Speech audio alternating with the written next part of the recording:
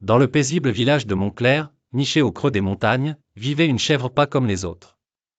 Nommée Gertrude par la communauté, elle était connue pour émettre un cri étrange semblable à celui d'un humain.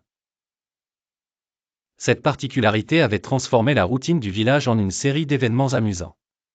Tous les matins, les habitants, une tasse de café à la main, se rassemblaient près de l'enclos de Gertrude pour l'écouter parler.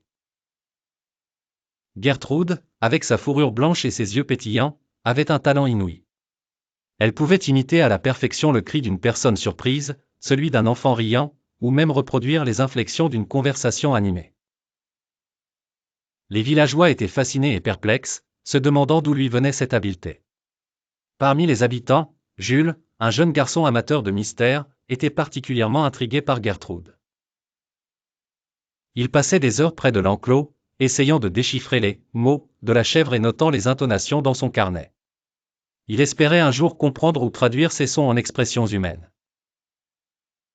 Un jour, alors que le maire du village organisait une petite fête pour l'anniversaire de Montclair, Gertrude devint l'attraction principale. Les villageois firent un cercle autour d'elle, prêts à écouter ses cris. Soudainement, elle lança un cri qui ressemblait étrangement à un éclat de rire bien connu, celui du maire lui-même. Pris par surprise, le maire éclata de rire, suivi par l'ensemble de l'assistance. La fête se transforma en un moment mémorable. Gertrude avait apporté quelque chose de spécial au village, créant des liens d'amitié et répandant la bonne humeur. Ainsi, elle devint une légende locale, la chèvre qui pouvait réunir les gens par sa capacité étonnante à parler. Et tandis que les générations futures l'entendraient, elles seraient toujours émerveillées par l'histoire de cette chèvre.